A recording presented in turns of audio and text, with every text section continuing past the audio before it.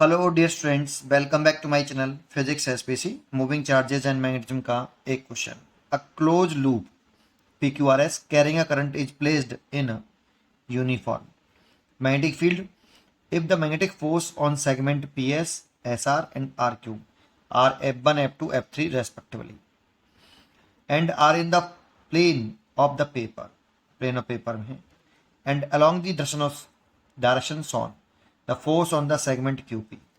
इस सेगमेंट में फोर्स पूछा है, ठीक है। तो देखो, एक पॉइंट तो आप ये ध्यान रखिए, सबसे important point, net magnetic force on any current carrying close loop हो और किसी भी शेप का हो, और नेट मैग्नेटिक फोर्स की बात कर रहे हैं इन यूनिफॉर्म मैग्नेटिक फील्ड। और सबसे इंपॉर्टेंट वर्ड है यहाँ पे, मैग्नेटिक फील्ड यूनिफॉर्म हो, इज ऑलवेज जीरो, ठीक है। कोई भी क्लोज लूप हो करंट कैरिंग और वो यूनिफॉर्म मैग्नेटिक फील्ड में प्लेस्ड है तो उसमें नेट मैग्नेटिक फोर्स जीरो होगा। फोर्स नहीं, नेट सेगमेंट पर फोर्स लग सकता है बट नेट मैग्नेटिक फोर्स सभी सेगमेंट का टोटल फोर्स देखोगे वो जीरो होगा। तो इस पे तीन फोर्स तो लग रहे हैं सेगमेंट पर, इस पे मान लो F4 है और F4 की वैल्यू कैलकुलेट कर रहे हैं तो वेक्टर फॉर्म में लिख रहे हैं बेटा, F net F1 vector plus vector form में लिखा है बेटा F3 vector plus F4 vector. और हमें F4 वेक्टर का मैग्नीट्यूड चाहिए क्योंकि यहाँ पे मैग्नीट्यूड फॉर्म में पूछा है और यहाँ पे गिवन भी मैग्नीट्यूड फॉर्म में दे रखे हैं। चलो कोई बात नहीं, यहाँ तो समझ में आया।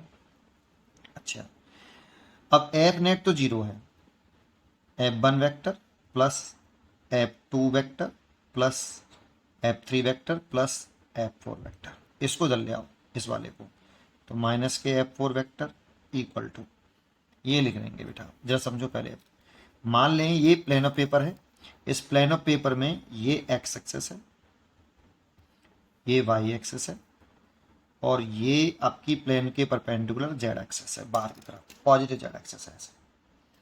अब एक्स एक्सेस में यूनिट वेक्टर हम मानते हैं आई कैप, नेगेटिव एक्स एक्सेस में मानेंगे माइनस आई कैप और नेगेटिव वाई एक्सेस में मानेंगे माइनस के जे कैप और जेड एक्सेस में के कैप, ठीक है।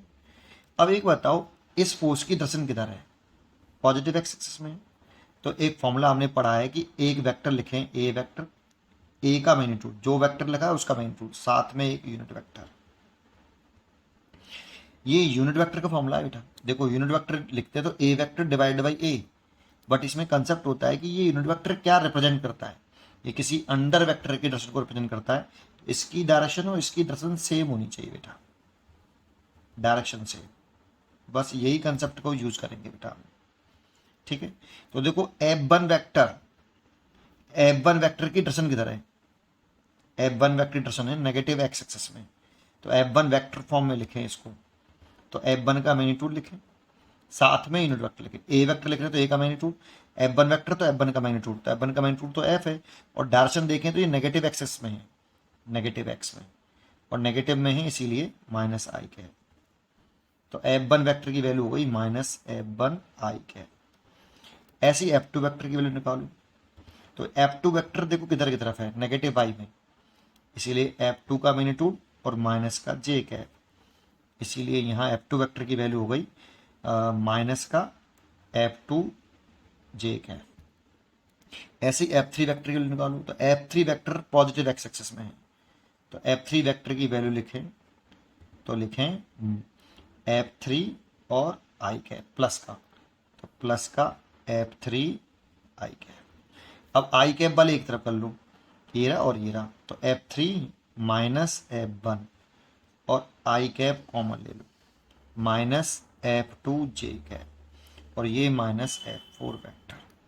अब इसका मैग्नीट्यूड पूछ रहा है तो इसका मैग्नीट्यूड ले लो बेटा, इसका माइनस के F4 वेक्टर का मैग्नीट्यूड, माइनस के वेक्टर का मैग्नीट्यूड इक्वल टू रूट के अंदर आई के कॉफिशिएंट का स्क्वायर, तो F3 माइनस F1 का होल स्क्वायर प्लस जे के कॉफिशिएंट का स्क्वायर, तो माइनस के F2 का होल स्क्वायर।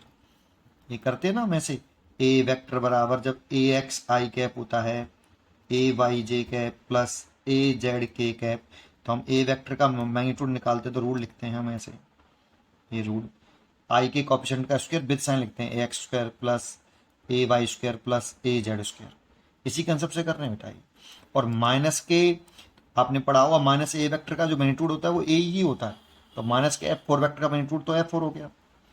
और रूट के अंदर ये F three minus F one का होल स्क्वायर, इसको ले सकते हैं प्लस के एफ टू का स्क्वायर। ये आ गया बेटा, इसलिए इसकी चॉइस चेक कर लो आपकी, ये एफ टू का स्क्वायर होना चाहिए यहाँ पे ऐसे, इसकी सी चॉइस हो गई F three minus F one का whole square plus F two का स्क्वायर रूट के अंदर, सी चॉइस इज करेक्ट।